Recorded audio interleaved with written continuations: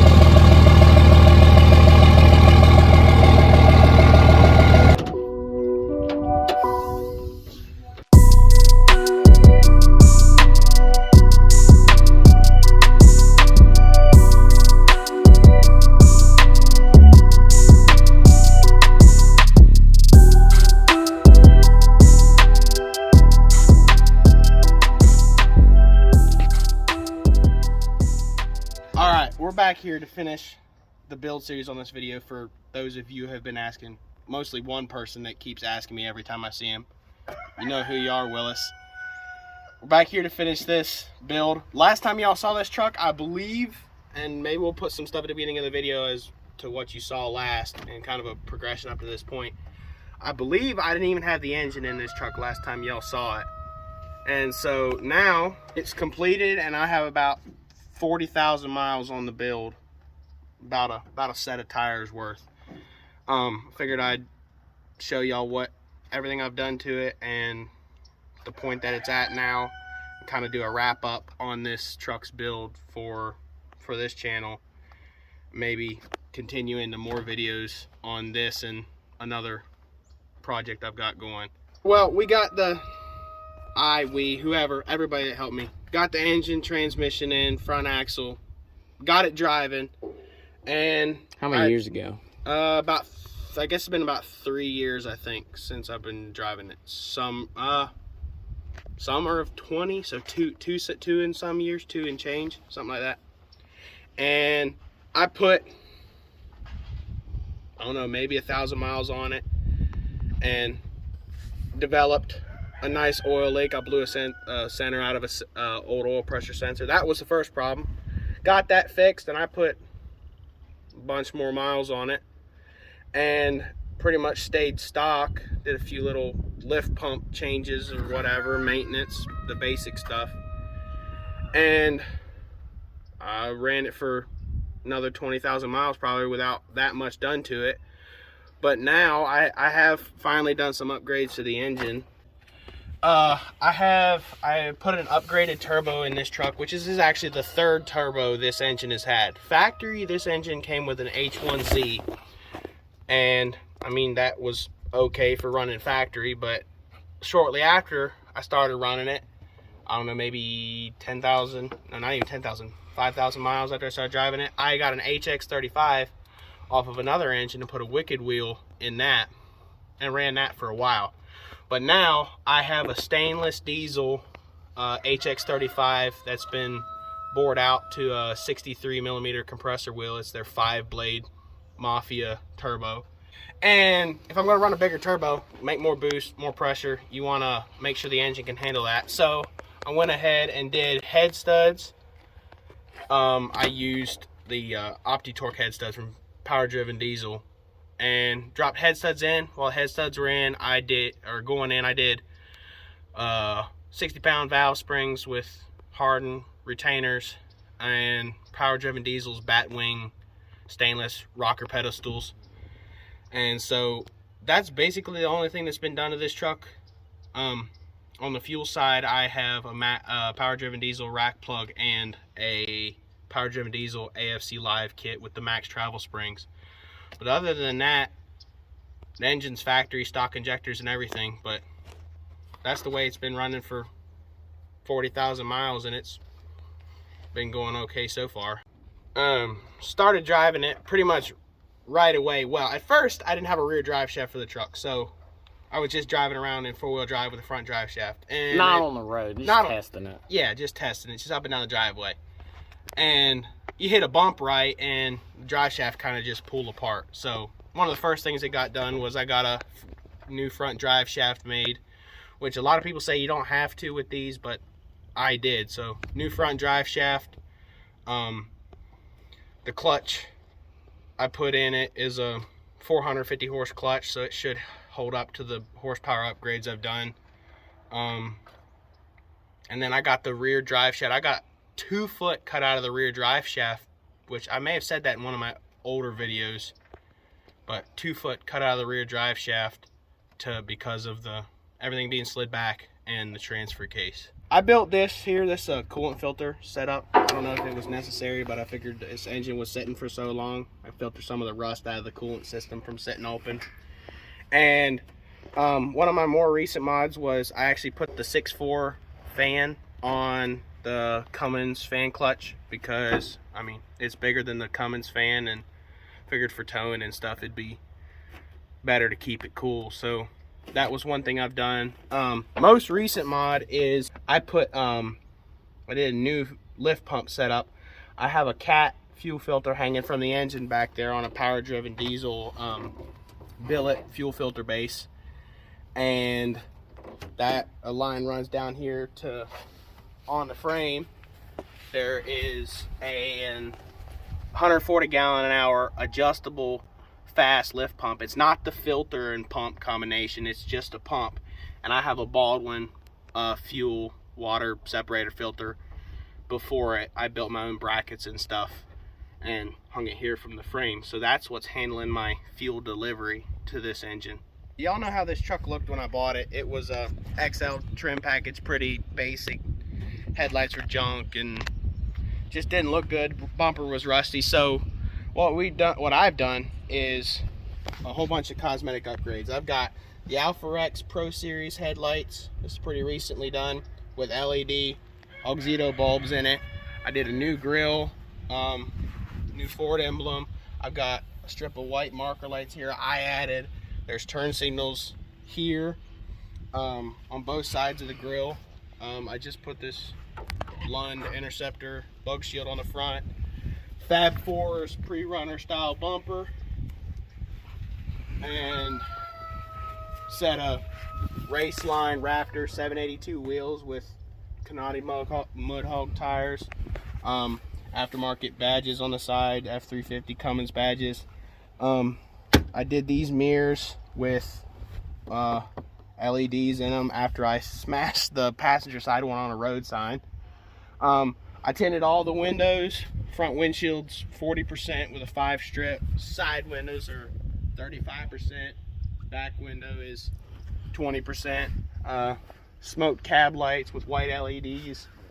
I have a strip of white lights under the doors, little marker lights. Whips for radios inside. I have I believe it's a 50 or 52 inch light bar on top facing forward. Supposed to be 50,000 lumens. Some rear facing work lights here. They work pretty good. It had a miter cut stack on it that I built a 6 1/4 inch cat stack at 6 1/4 because it's irrigation pipe. Threw a set of train horns in the bed, and there's a fire truck horn on the passenger side frame rail. The rear tail lights used to be only a set of 2 on either side, and they were the halogen. So I drilled another 2 holes on either side and doubled the amount of tail lights. I have 2 big reverse lights, and then there's little reverse lights here, and then these handle my turn signal and brake and everything. The outer lights here, they're turn signal and brake. These are red marker lights. This is the factory back bumper, but it was painted by my brother who's running the camera. I built a gooseneck hitch for the truck because I couldn't really find one. Had my cousin help me, but I guess you'd call it a custom gooseneck hitch. Airbags in the rear, but I think that's about it for cosmetic upgrades. For running those horns, a train horn and the fire truck horn, as well as a air hose here, I wanted to do an air setup, so I bought a Puma 12 volt air compressor. I put a Marine deep cycle, maybe not Marine, RV deep cycle battery back here, but a little rack to set it on. ran a charge wire up to the front battery, and this is what gives me air for everything, for airbags, which, oh, I have airbags on the front end as well. I have they're like snowplow bags, but they make my ride a lot better on the front end. But yeah, this supplies air to the whole truck. I got a set of ISPRO gauges. I had a set of glow shift gauges in here, but they were junk, which people told me they were going to be, but I tried it. They redid it. I have a set of ISPRO gauges. I have fuel pressure, engine oil temperature, and a pyrometer. I have a scan gauge as well, which gives me a few more gauges. I have a boost gauge here on the steering wheel to monitor everything and make sure everything stays healthy. This is my AFC Live controller down here. I can adjust my fuel. I put the auxiliary switches in from a parts truck. They run all my lights pretty much. RAM mounts phone stand. Y'all don't have one, you need to get one. Cobra 29 CB uses this mic. I put in a headliner and an overhead console out of a parts truck, and I made this radio fit in here. This is an FM radio for, I don't know, you can listen to your weather channels and stuff on that. And talk on it to whoever runs the same frequency as you. I did a big truck shift knob on the shifter. Upgraded the radio, all new speakers. I have a 10-inch sub behind the back seat. Little console sitting on the seat here. Makes it kind of nice. WeatherTech floor mats. Oh, and these seats are out of a parts truck as well. They're a little nicer than what was in it. And and then these lights, you see these lights here in the back pillar. There's as well on the passenger side. They run off of this switch, give me a little more cab light, interior light. These seats are out of a parts cab I bought from my cousin. It's an 08 that has a full dash as well, and I'm planning on at some point to do a dash swap. I don't know when that's gonna happen, but this thing's planning to get an 08. I think it's an XL, but it's a lot nicer than this. But an 08 dash to match these seats, and I did the door panels already. It has the 08 door panels out of that parts cab. I didn't get cruise working. I had trouble with that. There's different cruise service and stuff to try, and I never could get one to work.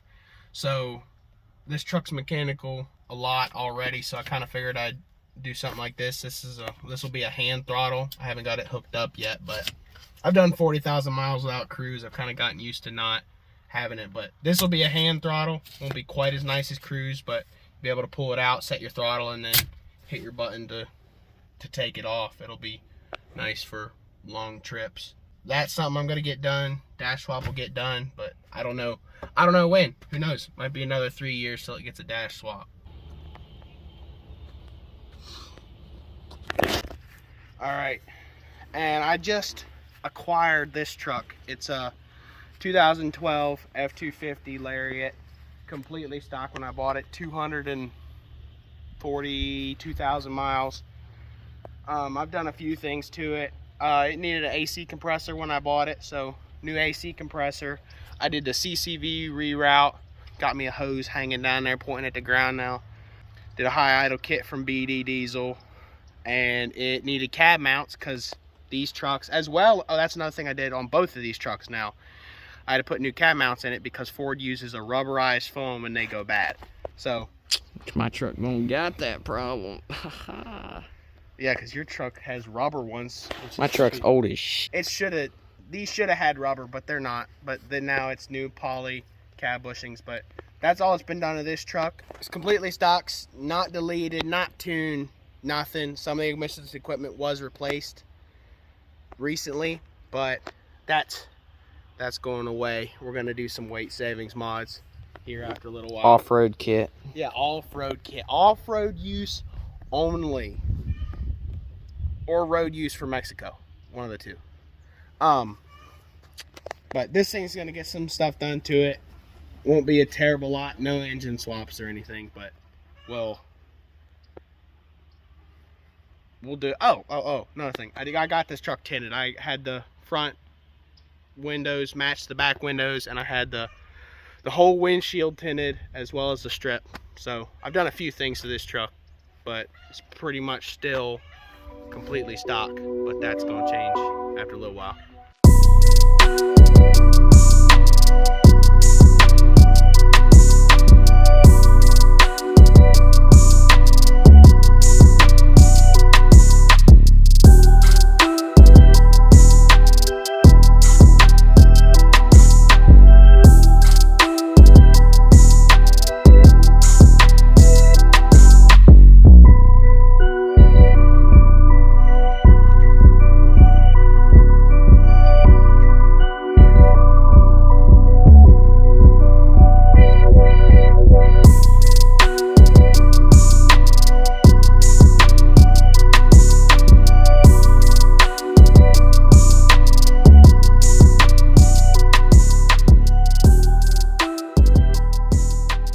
Alright guys, and he's shy, so I'm gonna finish the video. I'm not that shy. Nah, I'm just kidding. It's just been 3 years since I've done YouTube, so I'm just not used to it. Alright, so you're done. I mean, Stop making me look bad. Alright, that's it. You may or may not get more videos from this, probably. At least the weight savings mods for the new truck. You'll probably get some videos on that. Just maybe a tutorial or if I break things. But other than that, goodbye. See y'all later.